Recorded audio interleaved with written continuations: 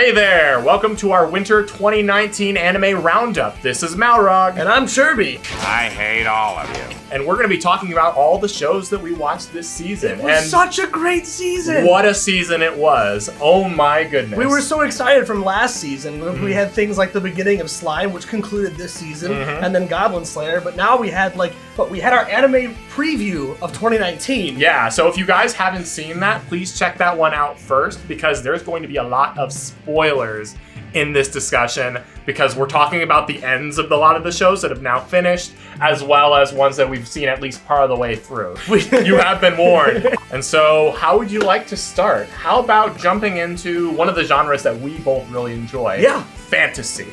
I thought it was great. Again, we had the ending of Slime. So reincarnated as a slime. It was fantastic. I thought that this half of the season was even better than the first. They built a foundation during the spring season, and then we got to winter, and it's like, oh! It always had a good mood for me.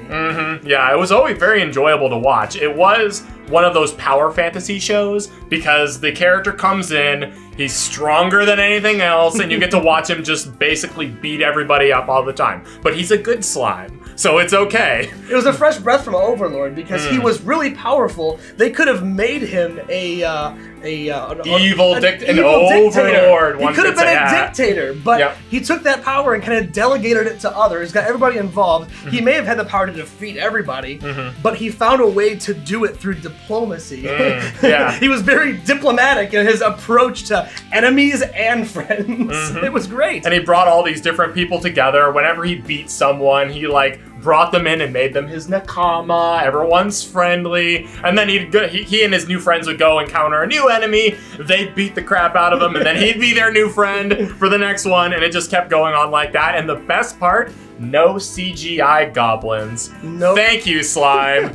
Very cool. I just thought it was great how even the enemies that he couldn't keep alive to befriend him found resolution and healing inside of him. You know, they all had an afterlife inside of this slime and talk to one another, as we see by the final episode where we get to see Veldora. Is that right? The dragon. Yeah, getting to talk with the fire demon. Yeah, Ifrit, right? Yeah. So that was good. It was just plain, simple fun. It was enjoyable. If you like fantasy, you'll probably like Slime, because Slime is probably one of the best examples. It's just very, very refined, very fresh, very good isekai. Good characters, great animation, great music, great sound. It's just everything was perfect. So very enjoyable and a very good show. But now we get to talk about one of my favorites of Tell me about season. The Rising of the Shield Hero. Yes. This was one of my favorites by far, and it's on my top list. I think once or twice for different times. But it's another isekai, whisked away to another world. But versus being overpowered or being just the weak little guy that can't do anything and being a comedy, this is dark. He is made fun of. He is brutally just beaten. He is taken advantage of by every bit of royalty in the anime. And it was just, I loved it because he is the underdog that you really want to cheer for. But he's so powerful, and he downplays it so much. It was great. What did you think of Shield Hero? I like that he also makes decisions that are a little bit on the fence. No one will adventure with him, so he has to take a slave. So it's which is frowned upon. Slavery is bad, but he can't fight. He only has a shield, and he needs someone to fight for him. So it's really good at making the very gray areas understandable. But then you're like, oh my gosh, am I supporting slavery? Am I a bad person? It makes you ask those questions. I think it does a good job of really towing the line with that and seeing man, he's a character that's ultimately fighting for good, but sometimes he makes some kind of ambiguous moral decisions. He's always helping every town. He provides potions, he provides healing, he saves them, but then he always requests money. Yeah, you gotta pay me for my services. But at the same time, he's always using that money to better himself so that he can help more towns and more people. I think I agree with you. They do a very good job of finding the morally gray area and helping you kind of decide what would you do in this situation. Yeah. Because the paladin side of me would be like, oh, I'll just take it. It's okay. Lawful good. But then I see, but then I see how he just topples over the fence a little bit and goes to the more darker side and more grayer area, and it makes me think, oh, yes, that was not exactly what I do, but it was the right decision for what he did and for how it affected everybody in the end. Yeah, how do you make these decisions in a world that's complex and has a lot of evil in it? So it's like it's just an all-around good show. One of the things that I would have liked a little bit more out of it though is I would have liked to know more about his skills. Yes. Because he has like this skill tree that shows up on occasion, but then it's like it quickly goes over to he learned a new shield and then it pans away and I'm like, no, wait. Can I want to see all of his skills. Can you show them to me? And like he shows them in the action of the various choices he makes. Like he makes a rope shield and I'm like, oh, that's cool. Where did the rope shield come from? When did it develop? Will he use it in the future? I don't know. Can he merge skills? I have questions. Let's give an idea to the animation company now. They should release an instruction manual on the world that he's in and the abilities the heroes have. Yeah. Because to be honest, I'd love to just have a giant photo of every skill and just be able to click on each one and be like, where did he get it from? What does that do? What is it? Because we only see like, what, 8 or 9 shields or abilities. He reuses the Leaf shield a lot. Yeah. And he has like the Iron Maiden at the end. But they pan over like 50 of them to go to the one that we see. Yeah. Where's the other 49? I want to see what those it's like it's got that really cool video game aspect, which I like because I like RPGs. But then and you're like, oh, that's so cool. I wish I had that because that's one of the heroes' special skills is to have this sort of RPG thing going on. They have an inventory system. Yeah, and he's got an inventory system, and you see his level, and he got a level up and stuff like that, and like that's really cool. But we don't get as much of that as I would like. So, it's one of those things. You can't get everything, so you have to get what you can. But all in all, though, I really like that Fantastic. Great show all around. But speaking of fantasy, another show that was really good that I super enjoyed was the most anticipated Promised Neverland. Promised Neverland was like fantastic. I've only seen halfway through and I lost track. Yep. And then Malrogg and Speedmaster were like, don't finish it, just let it finish, because you don't want to wait every week for it. So I have taken their advice. I will binge it this week. Yeah, the hooks on the end of every episode. You're like, oh, like I want to see what happens next. There's so many good things to say about this show. The animation, the music, the camera. The intro. Yeah, dude, the intro is fantastic. The camera angles is one of the things I really like because it's always like peering at them from behind a corner. You feel like somebody's watching them, like they're being spied on while they're making their master plan. It does a great job of getting suspense across to the audience. Yeah, it builds suspense really well. It makes you be like, oh, are they gonna get What's caught? Gonna happen? The music does that for you. It's like, mother's watching. And can they beat in the her? very first episode, that twist hooks you. Yep. You're like, oh, this is cute, this is fun. And then just like Made in Abyss, rip away the innocence. Yes. And then just not have to watch every episode. Soylent Green is people. But yeah, it's great animation, great music. Everything's really done quite well. And we're going to be getting a second season next year. So I'm excited to see where they go. The next thing. Cherbie still has to finish the show. He's going too soon. I'll finish it this week because we've concluded what? We concluded on Thursday? They came out this past Thursday? We're done. I can watch all of it now. We're just a couple days out from it being done. So we're just rounding everything up now. But man, that was a great show. I stayed away from the manga because I'd heard people saying like, "Oh, the manga's so good, it's gonna be a great adaptation." So I stayed away from it, and I waited, and man, I feel like I was rewarded for it because it was fantastic, and I really enjoyed it. Now for a dumpster fire. Oh yes, dude. This is something you watched more than I have. The true best anime of the season. There was a little-known show by Cygames called Minaria Friends. Oh, and friends they were. Very friendly people. Friends left together. La la la la. They do things together. If only that were true. They didn't do very much. No, and that was one of the problems I had with this show. It was only about 10, 15 minutes long, which, yeah, that's okay. There are plenty of short form anime that I like, but as beautiful as it was, and as like kind of, it was a gorgeous show. It was gorgeous. And it took place in an intriguing universe, the same universe as Rage of Bahamut, Genesis, and like Virgin Soul, we're not even going to talk about that, but I was like, okay, this is in an interesting universe full of magic, dragons, and it's got a lot of cool stuff. So nothing happens. Yeah, I was like, it's like we're going to have a slice of lifey version, but like they're going to be kind of cool characters like we had in the first show. No, we had two princesses that were kind of gay for each other, but they like, are they gay? Are they not gay? I don't know. It was. The problem I had is that just like you said, nothing happened in the show. I wanted more to happen, but then they would it would start in the middle of something and a building would be falling down and be like, oh my gosh, something's finally happening. And then they're like, near the end of the show, they're like, oh, this was all just, we were just having a fire drill or whatever. I'm like, oh. That's sad. But it was beautiful enough to keep coming back, and it's like, oh, it's a tease the whole time. Yeah, maybe the next episode will have a little something happen. But then it was just like, no. So, I mean, if you just want to look at something pretty, it's quite pretty. It's worth looking at, but it's not a very good show in my opinion. It was just unfortunately kind of fell short. So now let's jump into sci-fi.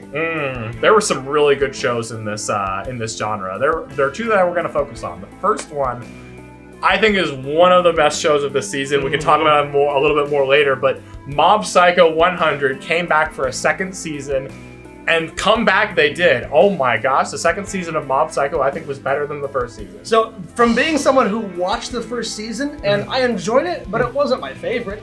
It was fun. I watched the second season. I am sold. Yeah. I want to rewatch the first season, get that character development again, and then blaze to the second season again because it was exciting. It was fun. There was so much action. Their use of, again, camera angles with how they did fight sequences. Yeah. Perfect. It was honestly a really great season. Yeah, Studio Bones one-upped themselves again. You couldn't have imagined that they'd have something better than their My Hero Academia fight scenes that were just like raw, intense, high octane, just got your blood pumping, and you're like, oh, it's so good. They even upped the ante with Mob Psycho with these crazy psycho battles. It was just like, oh, it was a visual treat, and the characters. They developed, they were deep, they were interesting. There were so many of them. Yeah. But you got enough of each that you saw development, and then you enjoyed and loved each one. I loved every single one of them. And these are the kinds of developments I love to see in characters, where you have a character like Reagan, the con artist, the fake master, but then he actually becomes a great master for Mob. Redemption story. And there's a for redemption Reagan. story for him. Ah. He actually develops and he learns to overcome his own issues, his own problems, and he becomes a better human, and you just want to keep rooting for him. It's so good. And just the visual, the music, the sound, the opening, the ending, everything just came together so well. Mob Psycho's the second season, even better than the first season, and the first season was already a masterpiece. I would dare venture and say that some of the fight sequences rivaled the United States of Smash animation that they had when they did this previous season of My Hero Academia. Yep. Because it was fantastic. Final 2 episodes where they're flying everywhere and broccoli. That's all you need to know. Just finish the season if you haven't already. Yeah. It's fantastic. If you haven't seen Mob Psycho 1, then you're missing out. Please go watch it. Then watch season 2 because it's even better. So that in my opinion is one of the highlights of the sci-fi. But following that up, Boogie Pop never laughs. Yeah. I hoped for better from Boogie Pop. I'm not gonna lie. It was, the first couple episodes were intriguing. It kind of reminded me of a Quentin Tarantino film where they're switching between timelines. You have different perspectives. And I'm like, oh, this is gonna show us like we're solving mysteries and stuff here. But then when we got down to it, I got lost. Personally, I was like, what's going on? Where are we at? And I think a part of that was that it was just hard to watch episode by episode. Yes. I think this would have been a better show for me if I just binged it. Yes. Like watched it all in one sitting, like done the entire thing. Because like, for example, I really like a show like, say, Bakano, right? Where it has like different timelines and it jumps between the different storylines and stuff like that. And it develops the narrative thematically versus chronologically. This one, I think, it felt like it was trying to do the same thing, but it just didn't come together. And by the time I got to the end of it, I was like, okay, which character are we looking at? Is this the same character? I can't remember. There was a huge cast. It's like almost Joker Game. I kind of lost track of the It felt like characters. they were trying to combine aspects of Joker Game with Paprika. The weirdness, the oddness, the bouncing back and forth between characters. And I was actually one who had not caught up. I was 3 episodes behind. Yeah. I binged it when they had the episode dump of 6 episodes. Yeah. I watched 8 or 9 in a row. And I can say I followed along a little easier. I remember there was times where Malrogg and I had conversations. I'm talking about these characters. And where do they fit in? Yep. And like, it kind of made sense to me because I binged 8 episodes in a row. Yeah. But if I had watched them episodically, I would have forgotten by the next week who we were following. Yep. Because it took so many branches off in different directions. So I feel like this show, I think there's something good in here. I honestly do. It has a great opening. It has, pretty good visuals, good fight scenes. Oh, it yes. looks really cool. But the characters they didn't always jump out as much. You couldn't really tell, okay, this is the character we're focusing on. It was hard to sometimes recognize them. I feel like if we had just binged it all, watched it all once it had finished, it probably would have been different. But for me, it kind of just fell a little bit short. It's like the Dark Souls of anime. You have to make your own fun in it. Those are kind of my thoughts on the sci-fi shows. Moving on. Yeah, we also had some shows that were kind of focused on the historical side. One of the shows, one that I think was basically outstanding, was a show called Dororo. Yeah, this is an oldie. This is a remake of an old manga written by the god king of anime and manga himself, Osamu Tezuka. So this goes way back, and they did a remake for it this year, and remake it they did. Oh yeah, they had goodness. a manga originally that aired. Wait, when was that? That was a long time ago. Yeah, the 1950s. I think it was like 54, yeah. 1954. They had an original anime for it, and then from what I heard recently, they even had a live-action remake of it years ago. Yeah, like early 2000s, something and like I've that. seen some clips. It's okay. However, this season, when they remade it, beautiful. I loved the intro. Yes. The intro was so much fun, and you love the characters, and there was some twists in there that we put together that were just heartbreaking. Yeah, it really, I think in my Animu-Review, I talked about how it discusses nature of evil and good, demon versus human, and that really plays out in this show. It asks really interesting questions about what it means to be evil, what it means to be good, death and life, and it asks a lot of the right questions. It's very gritty, very gory. It's definitely not a lighthearted show. So. But there are some lighthearted moments. There are. Which were sprinkled in, and I thought artistically. It was a well-placed, that was a good chuckle. It came after a moment that was more calmed down kind of thing. So it was a good balance of not ruining the moment with humor, but you got to laugh and smile along with some of the characters. And some of the twists, including Dororo himself. Herself? Were Dororo's a girl. We said spoilers. Dororo is a chick. Surprise! Now we can officially ship Dororo and Yakimaru. At long last, we can ship them. For those of you wondering about the weird fan art where you see Dororo grown up and holding hands with Yakimaru, this is why. It's not what you think. Yeah, I was like, I was fooled, but It was one of those. What? It was like, wait a second.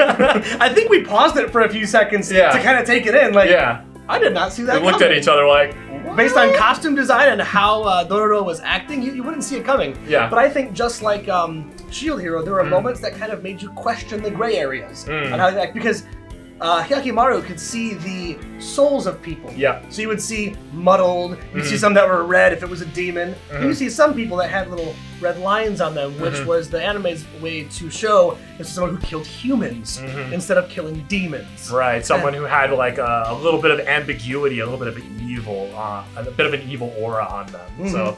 And the whole time you're cheering for Hyakimaru, but you see the old geezer comes by. He's blind and he can see people's souls as well, and he starts seeing a couple red lines on Hyakimaru. Yeah, and it's interesting because while Hyakimaru is trying to get his limbs back, you're beginning to wonder, as he gains his limbs and gains his body and gains what is rightfully his, is he going to start losing some of his humanity? Is he going to begin seeking revenge against the people who've wronged him as he finds out that he's been wronged his entire life? And the reason he was born the way he is because of the selfish desires of his parents. And was their decision actually a selfish one? Because they're actually giving prosperity to their people. That's the gray that I felt. And so it's like, it's good, but is it also evil? And like, what's the right decision? And it's hard to even see the right decision in this gray world. So it asks all the right questions. You're built to cheer for him the entire time. You're like, yeah, killed the demon, got an arm back, got his eyes back, got his ears back. But then when it switches over halfway through and you start seeing more of his brother, you get to see more of his dad and why he made the decision. He's cursed and he had to lose his firstborn son due to this pact he made with the demons. But you see everybody how they're benefiting, and you're seeing them start to suffer slowly. I think we're only halfway through right now. We are. It's going to keep on going. I think we're going to see more of the townspeople and the valley suffering from Hyakkimaru's decision to get all of his limbs back. They point this out in the recent episode where he kind of like thinking, oh, they're all losing this stuff because I'm gaining it back. And even his brother, who was on his side against his dad, has taken up arms with his dad to fight Hyakkimaru. Because he's like, this is the life that we have, and this is the prosperity of the kingdom that I'm an heir to. I can't let you be the one that brings us down, because even though you're doing what you believe is right, which is regaining what is rightfully taken away from you, in so doing, the result is that the people of this nation are going to start losing their prosperity and start like famine and sickness and disease is going to start coming back. And so he's fighting for the people, but he's also taking down the main hero at the same time. So it's like, it's an interesting conflict, and I think it's done really well. It's the embodiment of the needs of the many outweigh the needs of you, basically. Yeah, it gives me some Fate Zero vibes a little bit, like the choices that Emiya Kiritsugu makes as to be like, I'm going to kill all these people, but I'm doing it so I can save humanity. And then it's like, do the ends justify the means? Yep. So it's like those sorts of questions, which I think are very, very compelling, at least to me. So I really enjoyed it. The action and the animation is stellar. The themes are great. The music is beautiful. It is a wonderful adaptation. Highly recommended. Yep.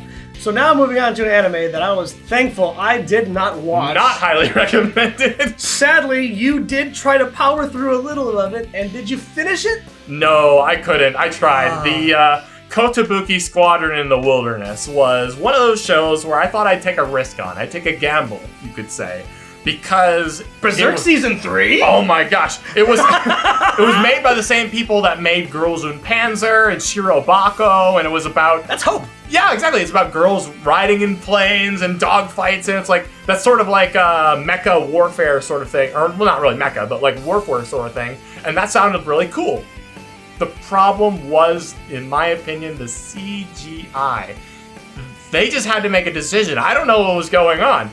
One scene they would all be in CGI, the next scene they would be hand-drawn, and then characters would literally switch animation styles in the middle of a scene. I think they were just trying to capitalize on the tabletop fad that was taking place at the time and just throw dice and say, okay, is this scene CGI? That's not a fad we should copy. That's not. I don't understand. It felt like the CGI director and the hand-drawn animation director were fighting with each other and being like, I'm going to take this piece. And I'm like, I'll do this next piece. I'll one-up you. And then it looked horrible. During our preview, we had assumed that the girls for the entire season were going to be in CG. I'm like, okay, we can get over that and just see how the story is. Yeah. But you said, what? They swapped them too? They swapped them too. Yeah, the only thing I stayed consistently CGI was obviously the planes, which I'm okay with. The dogfights were actually decent in the show. It was enjoyable. It was like, your kind of World War II dogfight plane action. And that was cool. And I was like, okay, I'm cool with this. It was sort of in like a wilderness environment. It gave me kind of like Cowboy Bebop Western kind of vibes, like, sort of like they're like cowboys of the sky sort of thing. And I was like, but they're like bounty hunters. So I was like, okay, this is kind of cool. I can get into it, but just the animation didn't work. It just didn't work, and the characters themselves they weren't that interesting. There were a couple instances where the girls were hand-drawn. I was like, oh, it looks nice. Who are these people? I've been missing you. Very unfortunate. Let's move on to something better. Okay. In our slice of life, starting with Kaguya-sama, Love is War.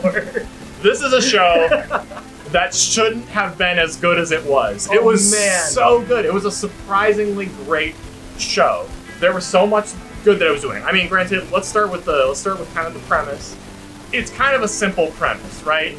Two people, they're in love with each other, boy and a girl, the president and the vice president, but they're both too proud. They don't want to admit to each other that they love each other because it'll make them look weak because they're a part of the nobility, or they're very they're kind of very proud, like, oh no, I can't do that. But they still want to be in a relationship, so they're like, okay, I want the other person to confess to me, and then from there all the shenanigans play out as they would expect. They constantly are trying to bait each other into admitting.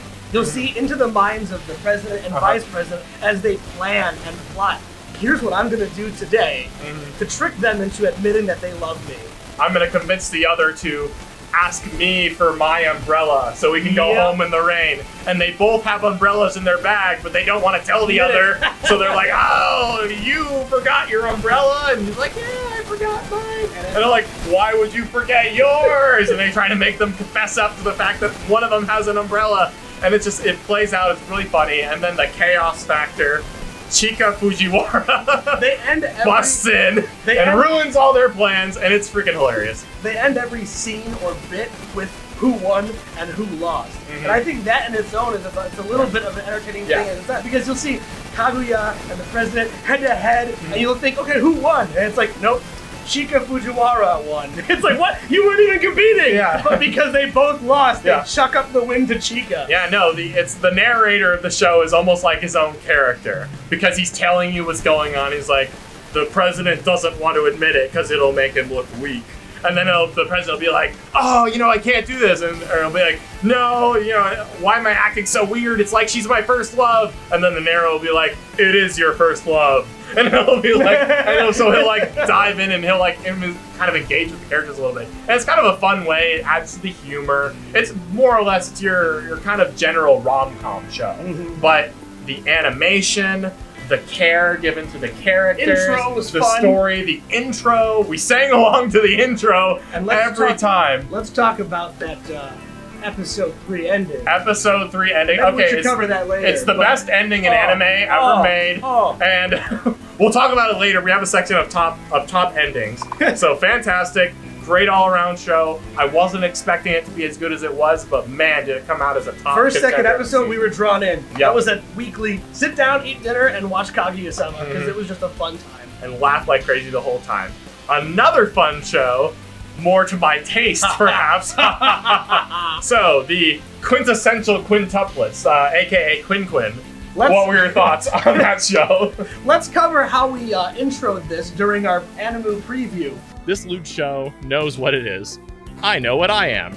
And you sick freaks know what you are as well. This is a fan-servicey, harem-y show. And I loved every moment of it. And I'm proud of it. I would suggest watching it from the intros and from the beginning. We're like, oh, this is going to be a little questionable. And it ended up being such a fun ride. It even makes it into some of my top threes in the later on in the episode. You'll see we talk about it. But it was fun. It was just a fun all-around show. I mean, generally when you have these harem shows, the main character is super bland.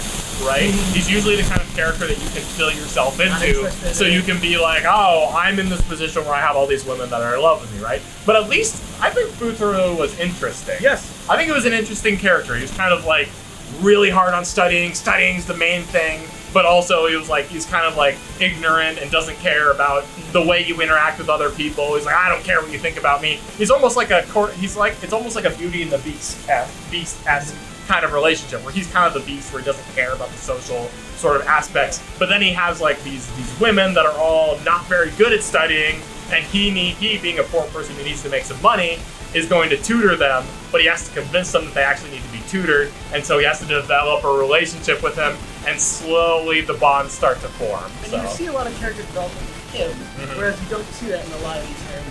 Yeah, like one of my favorite moments is actually when Ichika says that she wants to drop out of school and become an actor, and then just go back to school later. Yeah. This is something where early on, first 4 or 5 episodes, he would just jump and yell and scream, that's not important, school is important. But in this moment, he kind of sees that there is an importance to it, and she's actually making money and has a career, whereas he doesn't yet. And he understands this in that moment and says, I need it. And it's unheard of for his character. Yeah. But you see that moment where he just grows and accepts it. It's an interesting development, and it's great bait for the wonderful waifu wars of who's best girl, and why this girl is the worst, why this is the best, and they all have their different personalities, and they play off each other, but they also, because they're quintuplets, they kind of form different parts of a whole package. Yep. So they each have their own trope, but all together they're one fantastic waifu. Yep. In fact, I think one of them made it on both of our top 3 waifu lists. I think so. But we'll save that for later. And now next, the ultimate waifu. No, this was a fun show. So, My Roommate is a Cat was a show that I just thought, this will be interesting. I'll give it a shot. It wasn't on my radar as one of the best shows of the season. But man, did we enjoy that show. You are so wrong. What did you think about it? My Roommate a Cat is honestly one of my favorite of the season. And it's so simple because it tugs at the heartstrings. I think that every single aspect of music placement, scenes, when the characters come in and what they say, had intended purpose. Yeah. It felt like, okay, we're going to play this song right as the cat comes in and sits on his lap. Yep. And it's perfectly timed to elicit an emotional response. And I wasn't expecting that from this. I thought it was going to be this whole big comedy, but I find out that almost every episode I'm hit more with feels than I am with just laughter and joy. Yeah. Yet in that feeling, I'm just fully joyful the entire time I watched it. It was one of my favorite on the list. Yeah, it was almost like a healing sort of show. Kind of like similar last winter we had Laid Back Camp, which was kind of filled a similar niche. This one was a lot like that. It was just chill, it was healing, it was fun to watch. When you had a bad day, it was like you come home, watch the show, and just feel all warm and fuzzy. Get a blanket and a pillow, some hot cocoa, and then you get maximum comfort. Yeah, I like what they did though. They switched the perspective halfway between the episode. So the first half of the episode was from the dude's perspective, and he'd be like, "This cat's super crazy. I don't know what's going on," and then he reached the resolution in whatever situation is going on. Whereas the second half was from the cat's perspective. The cat being like, "This stupid human, why don't you eat? I'm gonna go get you food." And you're like, oh, so that's why the cat was doing what the cat was doing. And then it begins making sense. But then even though they can't really speak to each other, they nevertheless develop an understanding with each other. And it was just very wholesome. And the writers of this anime did a fantastic job of nailing the personalities and tropes of a cat. As someone who grew up with cats their whole life, I kind of understand how they act. Yeah. The midnight crazies, how they act when they're rude to you when you come home after a long trip. They nailed all of it. Every aspect of what it is to be a cat owner, it strikes at you. However, even people that didn't grow up having a cat found a way to enjoy the emotional bond between them. Yeah, I really liked it. I thought it was really fun. Well done show. For me, in my opinion, it wasn't like stellar, standout, the greatest show ever, but it was excellent in its subtlety. And I thought it was just very well done. Definitely one to check out, especially if you need a show that's very chill, that'll give you a good time after a bad day at work. Now we have to give a mention to Kakegurui. Kakegurui, I would have loved to watch this season. But it's not out! Because of Netflix. Thank you, Netflix. Why can't you just release shows as they air rather than releasing them all at the same time? That's what happened with Violet Evergarden. I had to wait for that show. I'm gonna have to wait for Kakegurui season 2. It's probably fun and probably interesting. I don't want to watch it in Kiss Anime or whatever website you need. I don't want to give my computer aids in order to watch an anime. Yeah, I mean, that's the only way you could watch it if you needed to. But man, I would like for it all to be released properly. Netflix, you need to step up your game with that, seriously. Like Crunchyroll is doing, Amazon Prime, they can do it. The Dororo is being released weekly. Although, granted, we're having an issue of being an episode behind in the US. Yeah, what is that about? Come on, I want to watch episode 13, Amazon. We had to watch last week's on Kiss Anime. Oh, the horror. Oh. So, anyways, mention for that. I'll eventually probably watch it, but just because of the release schedule, I don't know what I can say about Kakegurui until it comes out. It's probably more of the same things. Probably that orgasmic gambling that we saw from the first season. And those faces. Yes, those crazy faces. But yeah, so that should be interesting. Now we're going to shift focus a little bit, and we're going to talk about some of the best aspects of the shows from this season. All right, so we're going to be talking about now some of the top picks from this season. So we're going to start off with talking about our top 3 openings and endings from the season. Because when you start a show, the first thing that hits you is the opening. And then once you reach the end of an episode, you got the ending. So these bookmarks, I think, are important when we're watching anime. Because they really they can set a mood, they can tell a little bit of a story, they can get you hyped or get you prepared for what's about to come. So it's exciting. Yeah, so let me start off by saying, there are a couple honorable mentions from this season. because there were a lot of really good openings. All of them and were endings. good. They were really, really good. I really like the opening to Mob Psycho. I like the one to Dororo. My roommate is a cat. And then both of the openings from Slime. Although for this season, Slime had a new opening for the last 12 episodes, whereas the first 12 had one. But both openings were enjoyable. They were good. They kind of gave you the good vibes, and so they were both really enjoyable. But I had to whittle it down to a top 3. So for me, the third best opening/ending for the season came from Shield Hero. I really like the opening. It's a J-pop band that like gets you all hyped. Nice and dark. It's very dark. You can see like, it's coming from Naofumi's perspective that he's been betrayed, sent to this world that doesn't care about him. He has to fight, and he has to do what he can with the crap he's been given. It like really builds the tension. It's a great music. It's got that kind of poppy, fun section to it. And then at the end, you have this very like somber, beautiful song about redemption. And it's almost like that's from Raphtalia's perspective, who was a slave, but she was saved by Naofumi. And although Naofumi, bought her as a slave and in many ways kind of treated her as one, at least for a while. She's become a companion. She became a companion. She worked her way up, and she sees him as the savior, the one who saved her. And so you have that beautiful song, beautiful outro. So I really enjoyed it. I thought there was a good dynamic between the two, the Naofumi versus the Raphtalia perspective, bookmarking the show. And I've been enjoying them the entire time, and I'm excited to see what new openings and endings we have for the second half of the season as it continues into the spring of 2019. Now, my top 3, starting with the third, I actually really enjoyed season 2 of Mob Psycho. Oh man, yeah. I really enjoyed how just the animation was. They had a very Persona-esque feel at the very end of it. Yeah. But it's one of those ones where people would come in, and even people who weren't watching it, like when Nettie or Speedmaster came by, we were all singing along. Your life is your own. Get ready. Wake your psyche up, Mob. See, originally, it was actually, my third was the opening to The Promised Neverland. The glitchy jazz feeling to it that was like really dark and fun. But then as soon as Verve put the lyrics onto Mob Psycho 2, I was sold. Most of the intro is in English, and people coming by would come out, get ready, wake your psyche up, Mob! We were just singing and shouting, and to me, the moments sharing that actually solidified that as a proper third place for me. Yeah, no, that was fantastic.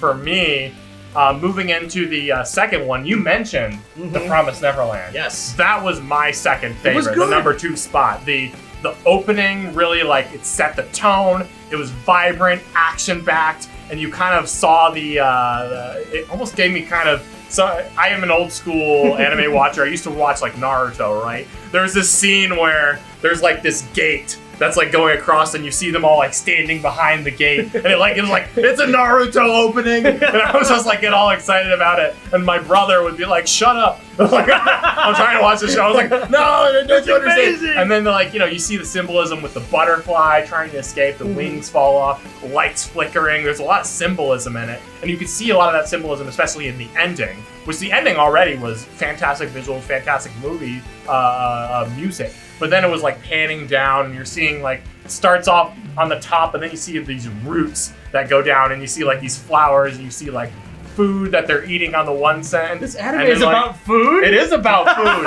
And then like you would come to realize like, oh, you got the food that they're eating, but they themselves are gonna be food. And it's like, it kind of develops that. There. Yeah, there's good symbolism, and there's things that you see. Like you see even hints of another character. You're like, oh, who's that? You're like, oh, it's Isabella when she was younger, and you realize she was going through the same stuff they were. She tried to escape, but she couldn't, so she became a mom, and that's who she is now. And you're like, oh no, is Emma gonna go down that same route? So it's like, it was really well done, excellent beginning and ending to an excellent show.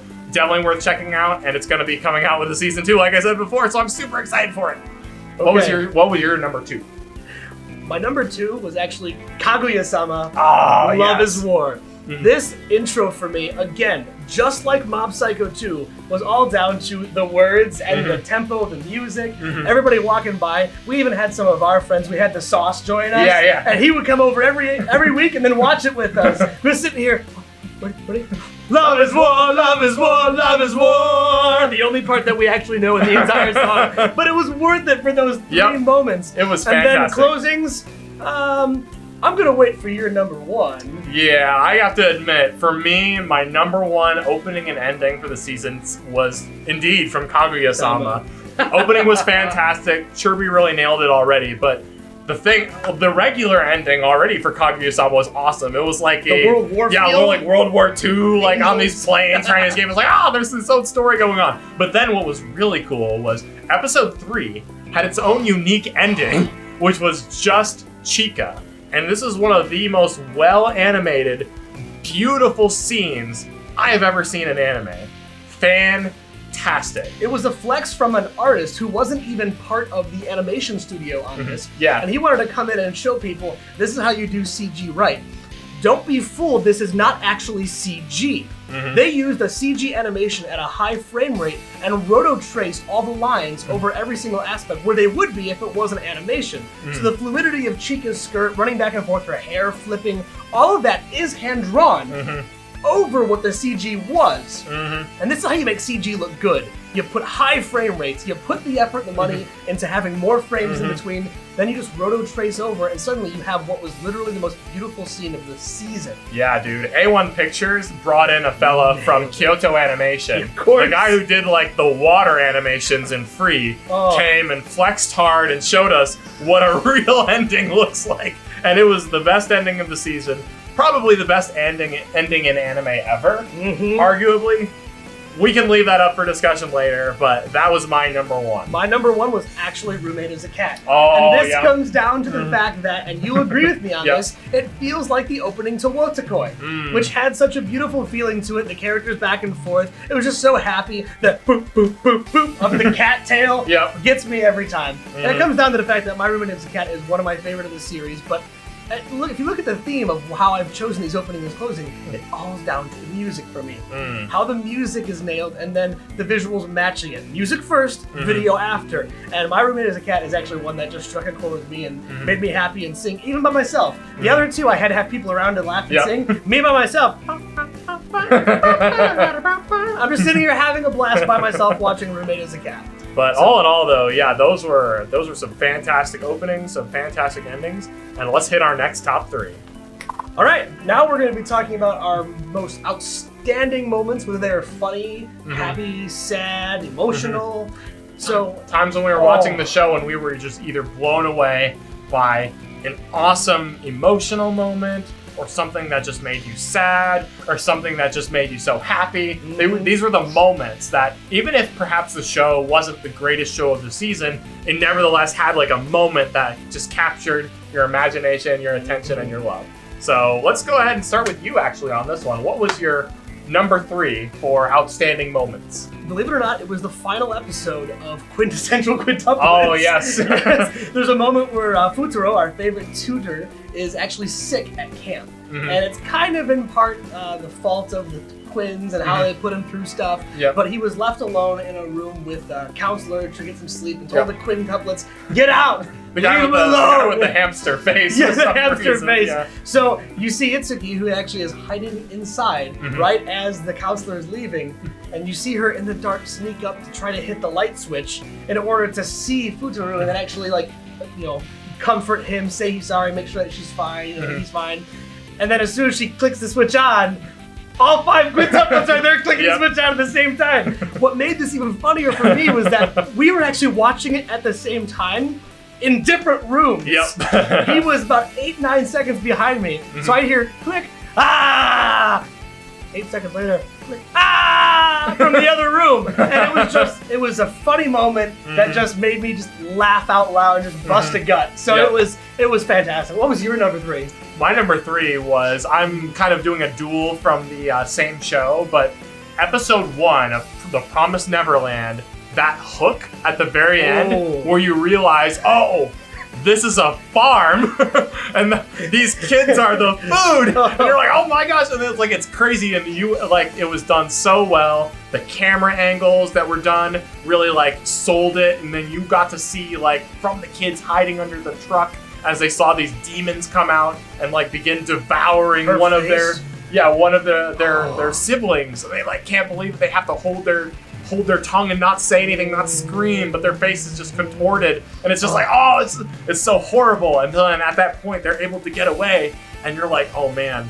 And then they're like, we're gonna escape, and you're like, yes, get out of here, and you want to help them, but then you realize, oh, the odds are stacked against them. But that moment really sets you in and begins you on the show. Hooks you, you're in. It hooks you right in, and you just gotta watch the rest of the show. Similarly, at the very, very end, we actually get to see a flashback for Isabella, the mom. We get to see she was a kid too in a farm, and you see her, how she had to make the decision to become a mom because she wanted to survive.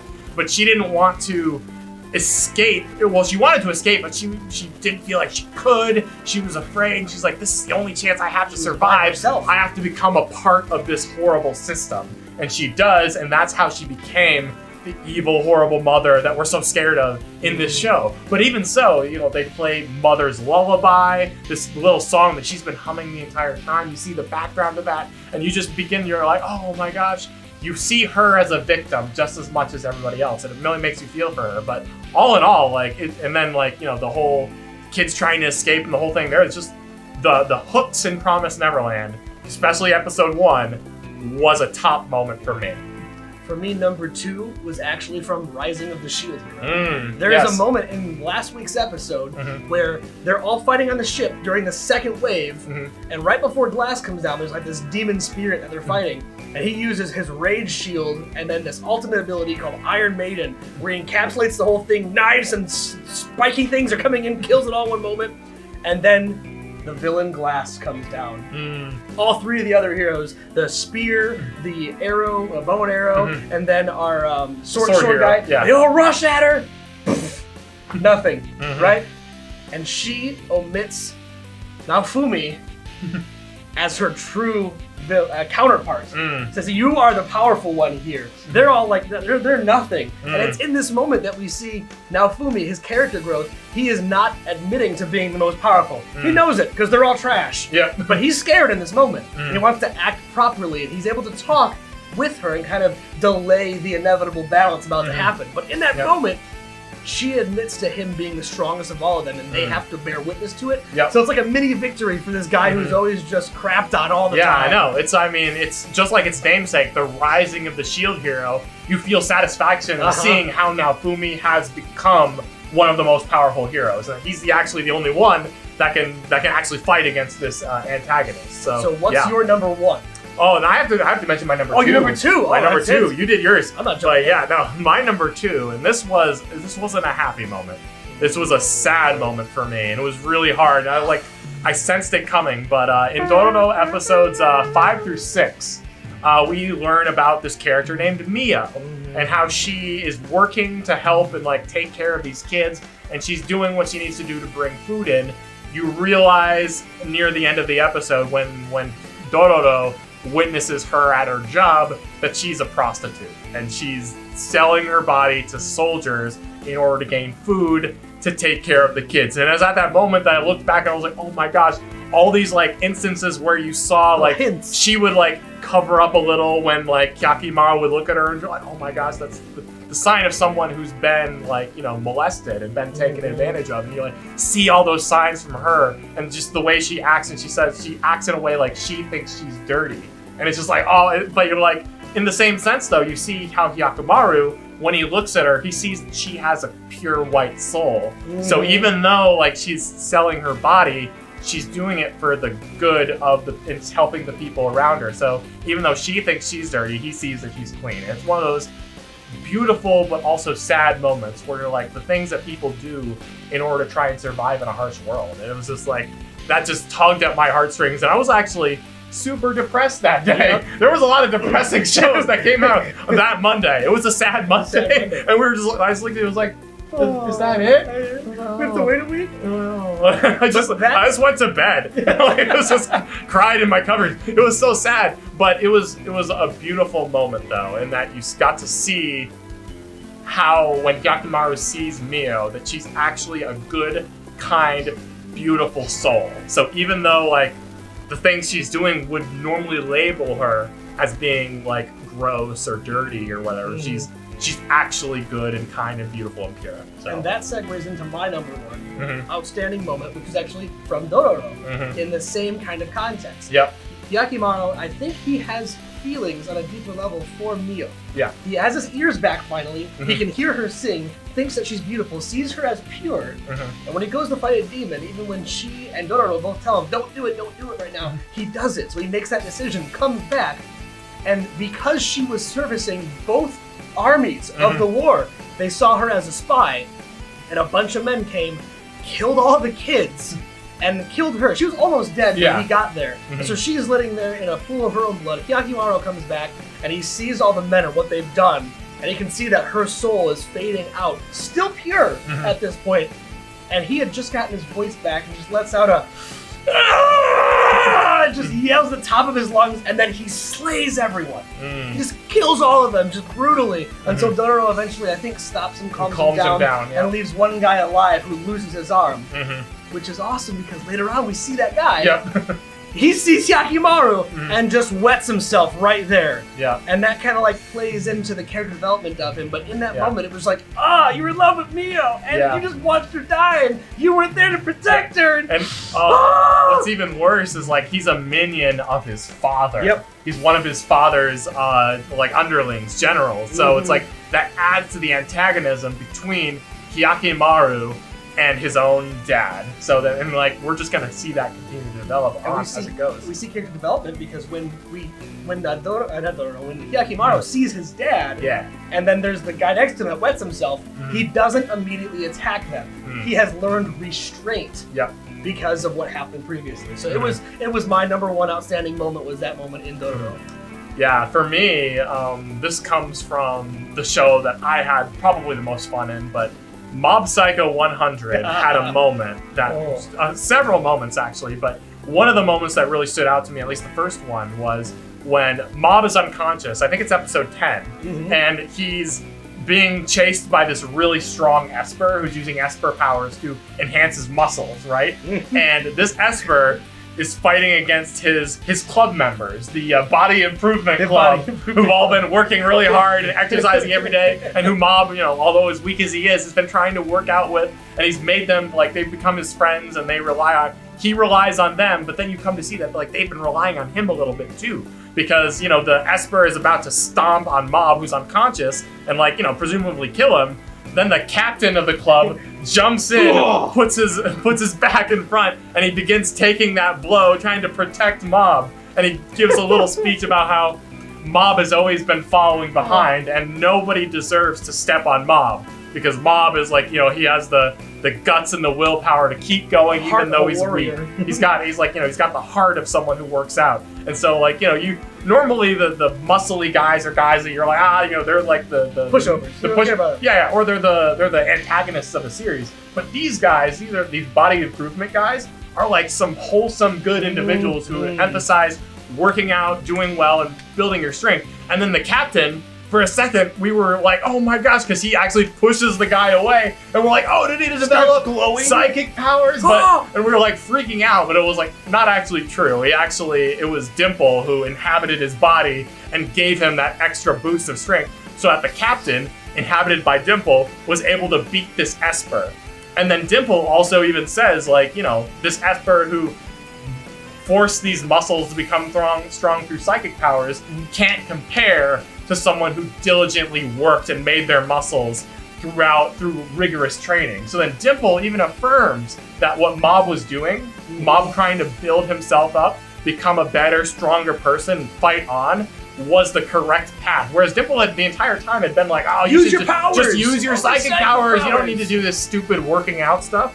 Dimple himself as a character developed, and the captain developed, and they combined together to make this amazing scene where you just felt so good when he overcame this Esper. It was just a fantastic scene. And also another honorable mention from Mob Psycho is just the moment where Mob and Reagan make up. Oh, man. Because the Reagan arc was fantastic, because Reagan, like, he's a con artist, basically, right? But he's also a good man. He's also a guy who helped Mob when Mob needed some guidance in his life. And so then, like, Reagan's like, hey, Mob, did you know from the beginning who I was, that I wasn't an Esper, that I was making it up. And Mob was just like, yeah, I knew from the beginning. What I knew was that you were a good man. And then you can see Reagan's face as he's about to cry. And you're just like, oh, ugly cry. Reagan. And you're just like, oh my gosh. And you just realize that this is such a wholesome moment between them, where like they've made up each other's differences. And although like Mob is this powerful Esper who can, like, has this outstanding power, Reagan has this wisdom and guidance and helpfulness that he actually was a good mentor to Mob. Plus, he got a couple of good punches in on the teleportation guy. Yep. Because he couldn't sense him. Yep, that was another fantastic moment where Reagan Aritaka, the #1 Esper of this century, showed his stuff. But yeah, so that was just fantastic. There were a whole bunch of other moments in Mob that we can talk about them all day. I can talk about it, but that for me was the #1, and those were some of our top moments from this season. Let's move on to the next. And now we're going to talk about our top 3 good mood shows. The times when you just wanted to feel good watching a show. And this is a rather subjective category. I understand it's like whatever made you feel good, but these are some of the shows that we watched that was just like put you in a good mood and just made you feel positive. So I'm going to go ahead and start off with my number 3 for good mood shows. I was surprised that this is obviously a big one for Cherbie, but I was surprised at how much I enjoyed My Roommate is a Cat. I didn't own cats when I was a kid, but man, I really, really liked this show. It was so wholesome. I loved the different perspectives between first from the human's perspective, then from the cat's perspective, and being like, they don't understand each other. Like, why do you do what you do? Why doesn't this human eat? Why doesn't this cat jump around on me when I'm trying to sleep? And it's like, but then by the end of it, you see that they like come to terms with each other and they develop this bond and this relationship, and it just feels so good. And like the opening was fun, the music is pleasant, it played them at the right time, just like you said, and just all in all, whenever you were feeling stressed or bad or down, it was just a show that wasn't trying to give you this message about humanity or like, good and evil like say Dororo was, but it was just a show that really just built up some healthy love and relationship, and it was just so much fun to watch, and I just enjoyed it, and it was a great time for relaxation. My number 3 was actually the quintessential quintuplets. The pouty faces, the ridiculous scenarios that they put Futaro through. I thought it was fun and pleasant. It wasn't something that I had to be invested in to know every aspect. I just turned on an episode and watched it with dinner and just had a good feeling. I just felt great the entire time watching it. And it was definitely something to watch if you just want to chill and relax and have a little bit of comfy fun with it. And yeah, for me, my second top one was the Reincarnated as a Slime. Was an excellent feel-good show. It was one of those ones where you felt like Rimuru wasn't in like any real danger. Like sometimes you'd be like, he's got a bad guy, this horrible like orc that he has to fight. But you're like, he's gonna win eventually. And you just felt good to see like this powerful creature get more powerful. He would like, develop his skills, and he would like, even though he had the power, he was so kind to other people. Like when he defeated the Orc Lord, right? He like, he's like, I have to defeat you and I have to kill you. But what I'm going to do is I'm going to bear the sins that you had committed in your lifetime. I'm not going to take it out on your kin. I'm not going to make them feel punished for what you did. I know what the situation was. So even though you have to die for what you did, I'm nevertheless not going to destroy your clan. I'm not going to hurt them. I'm going to bring them in and give them a space where they can live and prosper under me. And it's like the Orc Lord says, man, you are a greedy one, aren't you? And he's like, yes, I have the most greed. And I was like, man, that is such a wholesome way to see someone who's greedy. Like normally greed is like a bad thing, but in that sense, like, man, this powerful slime was so greedy that he was willing to even go out of his way to make a kind decision and help those who needed help. So it was all around feel good. The animation was beautiful. I loved like whenever a character who was previously either a bad guy or misunderstood would come in and like, be given a name by Rimuru, they would upgrade, become more powerful, and they would find their place in the society that he was building, and they would build together and build each other up, and they would face the next bad guy or the next person who's confused or has things mixed up. And just all in all, like, even though in a sense, it was kind of like predictable because you weren't really scared for Rimuru's life. You're like, Rimuru, he's a slime. He's probably going to win. But it was just a great feel-good show where you just felt good about seeing him overcome all those assaults and then be able to make a wonderful place where monsters could live. So I just really enjoyed it. Malrogg nailed it on the head because my number 2 is also reincarnated as a slime. It was just something where there was only maybe 1 or 2 episodes that didn't end on a super high note. It was a little bit of a cliffhanger for the next episode, which then ended on a high note.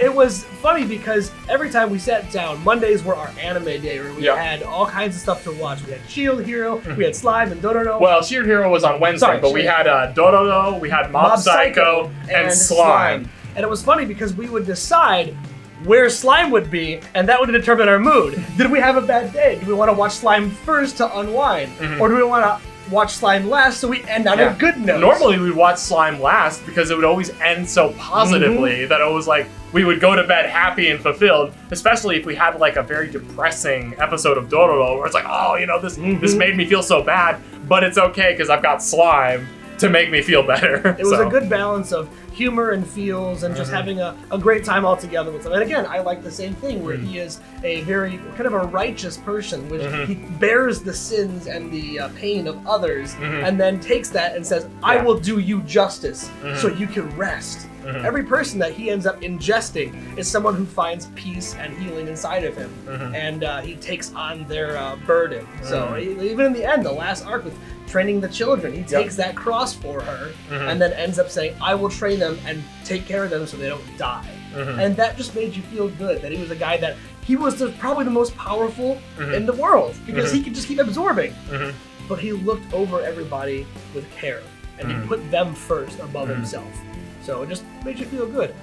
What was your number 1? My number 1 feel-good show that I had so much fun watching every single time that always put me in a good mood was Kaguya-sama, Love is War. Love is War, Love is War. Man, just what an incredible show. I was like, I had so much fun with it. I was always just roaring with laughter over all the different sketches. It was always one where, you know, the Shinomiya and the president and vice president were like, you know, trying to get each other, and you know they're having that whole tension, having that whole battle, and it was like, you know, kind of silly because it was like they'd fight over something like who would take their umbrella out or who would eat the piece of cake first, and then like you'd have like Fujiwara Chika jump in and like, you know, eat the cake for them, or be like, you can, instead of going to this movie, you could go to this other movie, and they're like, oh no, I didn't think about that. It's like, and it just throws all these things out of proportion. It had a bunch of like little craziness in there. It reminded me a little bit of the chaos that you'd see in Nichijou, but it was just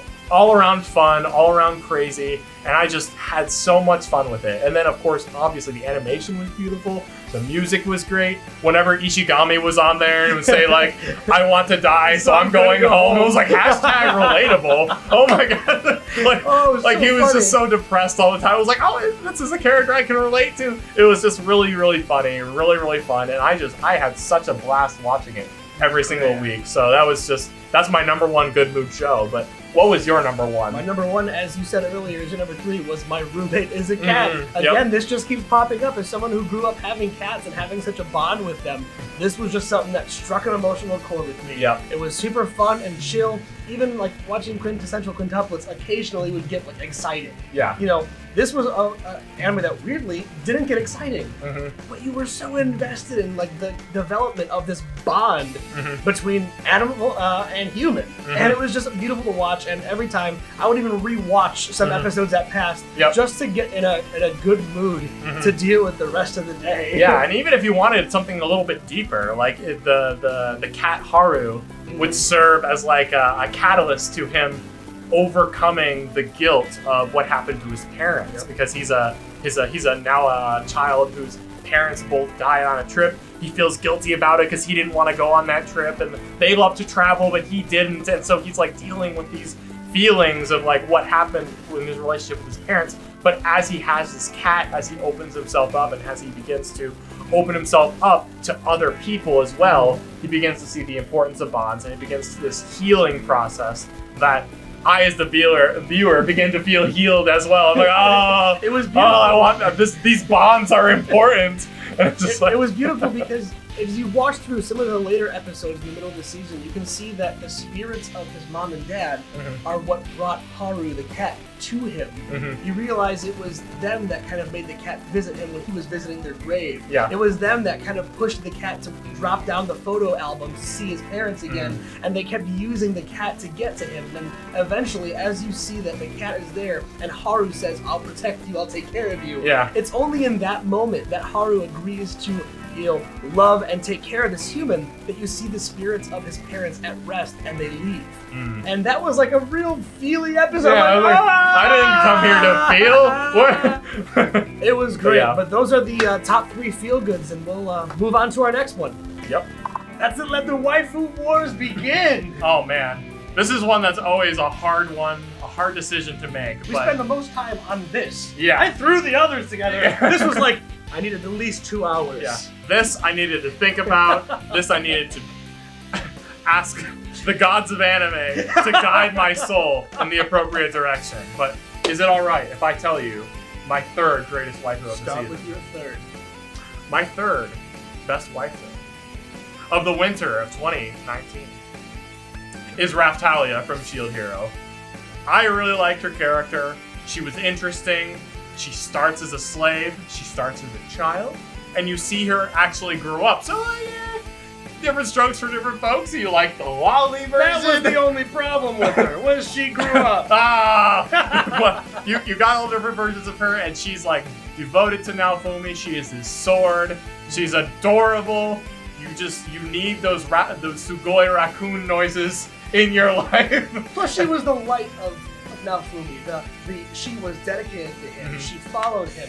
She was the one thing in his life that was consistently good, even if he didn't notice it. That Yeah. fantastic. And whenever he would feel like he's enraged, where he just wants to curse the world, she'd be the one who'd stand beside him, and she would bear the curse with him, and she would calm him down. So she was gorgeous, adorable, had really cute pouty faces, and I think she was a fantastic waifu for this season. I really liked her. So Now, you all are going to give me flack for this, because my number 3 is Haru, where my roommate is a cat. we are both furries. The thing is that if you're anywhere in the meme-verse, you've seen the top 10 list for the season, and Haru is always at least one spot in the top 10 for everybody. And for me, definitely the 3rd. Just her mannerisms, how she acts, how she's caring but also hates you. It's a cat, and I loved every personality that she portrayed in the whole series. So she is my number 3, and before people start hating us, we can move on to your number 2. Okay, so here we're moving into the more. That was just the warm-up. That was the now, warm-up. Now we got the real ones. Okay, so second top tier waifu for me, Chika Fujiwara. We can edit that as we need. I don't know why I started laughing. She's great. Yeah, dude, Chica's amazing. I freaking love Chica. She's got the personality, the fluff, the comp, the determination. She's adorable. She's the best, in my opinion, one of the best characters in Kaguya-sama, Love is War. She has her own ending, which is the best ending in anime ever created. She's a fantastic girl, great for drawing, and I want to see cosplay of her really, really badly. So I love me some Chica. For any of you that are attending ASIN this year, we would love to see a Chica. But my number 2 is actually surprising for me when I came across this. It's actually Ichika from Quintuplets. Trash! Trash! Trash! The one with the short hair, acting as the oldest of all the sisters. She's actually she is a very caring person that looks over all the other quintuplets. Yeah. And she also has a sadder side to her, that even though she's acting as the oldest, she has moments of weakness. And even through all of that, she is the one that provides and takes care of. And a lot of her traits are actually things that I see in my own life. And for that, I had to put her on the list because I love her. Ichika is my number 2. That short hair, though. Yep. She pulled it off. Yeah, well, now we're going to talk about the real waifu from the quintessential quintuplet. So, I had a thing for Miku from the quintuplets. It's the pouty face. It is the pouty face that gets me. It's the headphones. It's that adorable, quiet little personality. It's the fact that she loves history. I want to play Shogun Total War with her because I know she'd love it.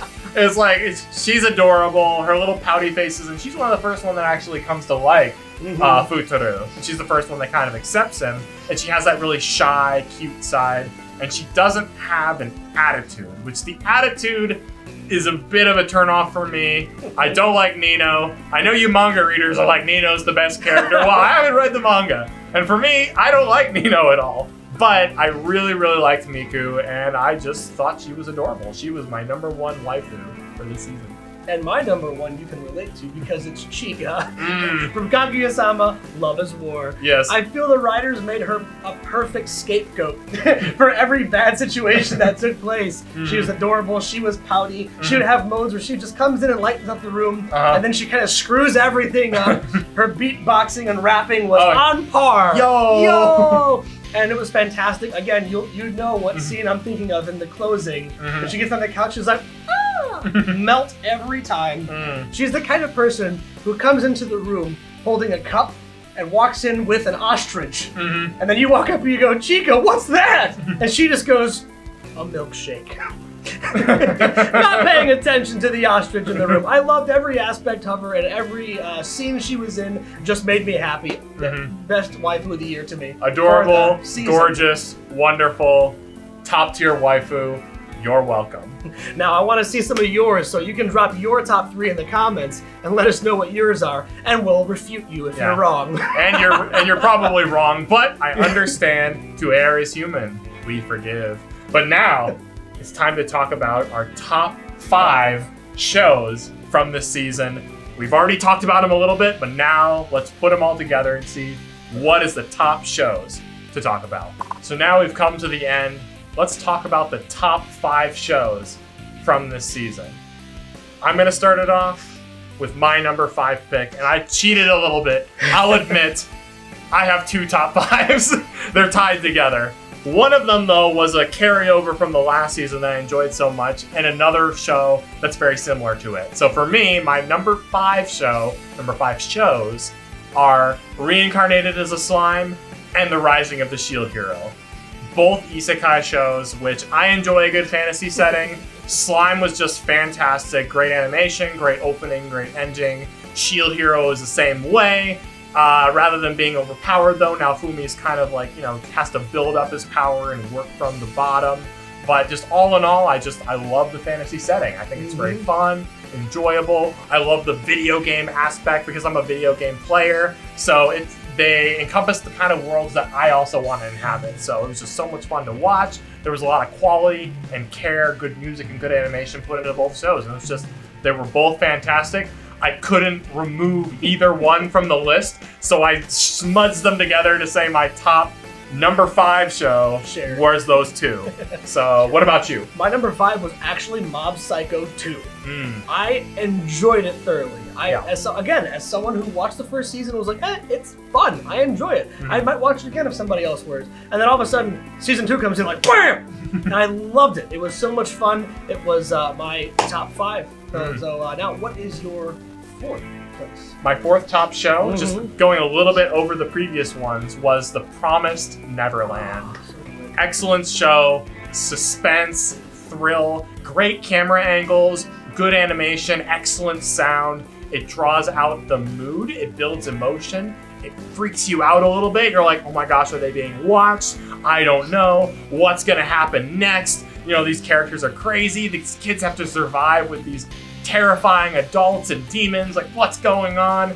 And it kept me engaged, it kept me interested, and it surprised me every step of the way. So the surprises were welcome, they were done well, and they were hooks for the next episode. But then we reached the end of our arc, you feel emotionally invested, and you're like, yes, I want to see what happens next. I'm excited for the next season, and I think it was a fantastic show, well deserving of my number 4 spot. So should I finish watching it? Should I binge the rest of it? You should. It's really, really good. I've already gotten glimpses of it, so I know it's good. So my number 4, surprising, since I've actually used this quite a lot in my other top list, is My Roommate is a Cat. I thought it would be higher, honestly. I know, but there were some other anime that I have to just admit were much better than it. Roommate is a Cat was fantastic. I had so much fun. Again, super chill, and as someone who grew up with cats and still wants cats today, it was just something that struck a chord with my heart. But it has only deserved to be in the 4th slot. So let's move on to number 3. Yeah, my number 3 slot, and this was one that it shouldn't have been as good as it was, but it was a fantastic show. Kaguya-sama Love is War did everything right it needed to do. Even with the premise that is, I dare say, simple, and perhaps is very easily to fumble, they took it and they slam dunked it home. Great opening and ending, fantastic animation, hilarious sketches, a great rom-com. I'm usually not into romantic comedies, but this one pulled me in. I enjoyed every second of the way, and I had to admit that even when, there were shows that perhaps were, deeper and had darker themes, which usually are the sort of things I like, this one was just so well done and had so much polish that I have to give the number 3 spot to Kaguya-sama Love is War. Which is surprising because coming from you didn't even expect Asobe Asabase to be fantastic. I loved that Not show, your cup of tea, but it was your favorite. Yep. Actually, my number 3 was also Kaguya-sama Love is War. There's not much more to say. It was fun. It was fantastic. I enjoyed every second of it, and it just made me happy. Yep. and I would agree with you. I think it was a very simple concept that could have gone south, but they nailed every episode. Excellent execution on their part. Yeah, for me, now this moves more into my style of show. So this one was a show that I wasn't 100% sure about, but it turned out so well, and I'm so glad that it did. Dororo. I love the history behind it. I love that it's an old manga from the godfather of manga himself, Osamu Tezuka, and that done by Wit Studio. Fantastic animation, great themes, executed really well, twists and turns. It has good and evil, demons and humans, and it has this sort of gray area. It reminds me of a show I really liked a show called Shiki, where it had these vampires and it had this whole question of what was going on there. It has those sort of dark themes where you almost feel like the demons, they're evil, but sometimes they aren't exactly evil, they're just what they are. And so you even have a demon that's not even evil and isn't killed because she's just doing what she needs to do to survive as a demon versus actually taking human life. So it's it's one of those interesting things where it asks all the right questions, it muddles you through the gray area, and it makes you ask questions and think. Yeah, and those are the kinds of show I really love, and I think it's fantastic, and I would definitely suggest it to pretty much anyone who has a stomach for shows like that. It's like I said, it has its lighthearted moments, but it also has those really gritty and dark ones. So if that's the sort of show that you're interested in, this kind of show that really hits those dark themes, I think you'd really love it, and that's why I put it on my number 2 spot. My number 2 spot is one that made it to both of our lists, and that is actually I'm Reincarnated as a Slime. Now, this wasn't my number 1 because it was my number 1 last season. Yeah. As we did conclude this season in winter. Yep. I had to put it in there, but it couldn't be number 1. Right, because it's not a new show to this season. It's not one of this season. Continuing. It's already gotten a spotlight, and perhaps another spotlight needs to be shown on another one, huh? I know. Yeah, but like you said, though, it was such an excellent show. It was so much fun that I could not ignore it for this season. I may have claimed it as my favorite last, but it could not be ignored. I enjoyed every aspect of it. It fit right in with all the other shows we were watching this season. We were watching, Dororo, Mob, Love is War, Quinn. We were watching all these shows, and it was just naturally we were watching Slime. Even though it was a show from last season, it was the embodiment of all of them. It still was just so excellent, so polished, so beautiful, so fun, so healing, so awesome. Just a great show all around. And I thought I'd gotten tired of isekai shows, but when they can be done as well as that, it's definitely one you cannot ignore. And now, drum roll, we're gonna hear our top pick for the 2019 winter season. That's what was yours? My number 1 was Mob Psycho 2, the second season. Bones knocked it out of the park again. fantastic animation. This is a show that people will look back on 10, 20, 30 years from now and look at the stellar animation. It'll hold up. It's the sort of one that's meant to be a classic. You can already tell now. The animation was flawless. The themes are revolutionary. The character development is fantastic. Not only for Mob, but also for Reagan. All of the side characters, you see them develop and grow as espers. Characters that, were previously bad guys. You see them acting in a way that shows their redemption, that they've learned the error of their ways and they want to improve themselves and become better. And even if they have psychic powers, they're still like, I still have so much I can do to improve myself as a human, improve my characteristics, and we need bonds and we need to rely on each other. And just because we have this power doesn't mean that we look down on others. And it's so wholesome, and it's just everything came together so well. I know you have to watch the first season to enjoy this one, but the first season is worth it, and this is a fantastic show. It was great because almost every character that had some aspect where they were bad or struggling or during the villain towards the end had their own mini redemption story in the episodes. They all came around, and it wasn't because Mob was the strongest psychic in the world. It was because he knew how to get to their hearts. He had gone through so much in trying to not use his powers and use his head and his heart that he's able to win so many people over, which is why I think we also like Slime so much. It's the same concept. He's trying to make people good by seeing the error of their ways and how they can do better without using their brute strength. Yeah, the creator one who made this also made One Punch Man. And as great as One Punch Man is, I think that when it comes down to it, Mob Psycho is perhaps his magnum opus, his greatest work. Just Mob Psycho is fantastic, and as it got adapted into this anime, it's just, it's so stellar, so fantastic. I can talk on and on and on about it, but I need to stop so we can talk about Cherbie's #1 show for this season. My #1 pick was actually The Rising of the Shield Hero. Nailed it! One of these anime is just, all of them had something good about themselves. All of them, in my heart, had a good and a bad aspect to it. For me, The Rising of the Shield Hero was one of those animes that didn't have anything wrong with it as far as entertaining me. I loved the redemption of different characters. I loved the constant struggle. They threw it on you. They made you hate the princess. Oh, yeah. But she was used to elicit a response from Naofumi every time. And just every emotion you have in there, the music in it was fun. They just released the OST. Yeah. So we've been listening to Which that. is gorgeous. Kevin Penkin is a genius composer. And he did the soundtrack for Made in Abyss, which was fantastic, and now he's back at it again with The Rising of the Shield Hero from Cloverworks. And that was honestly why it was my favorite. There was nothing in it that I can say I can complain about. I loved all of it, all the development, all the character arcs, all the struggling, but all the wins, all the I overcame this, even though it doesn't feel like you really overcame it because you just ran into the next struggle. But it was satisfying to watch this rising of the Shield Hero, which was aptly named. A fantastic show among a plethora of fantastic shows. What a great season, and I can't wait for more. So be on the lookout because we're going to be having Malrogg cover up what's happening in the next season. The next season is already upon us, and we're super excited. We're gonna see Spring is here! Spring is here. We're going to see what's coming next, and so stay tuned to the next video. We're going to be talking over the new ones of the next season of Spring 2019. Take care! Bye!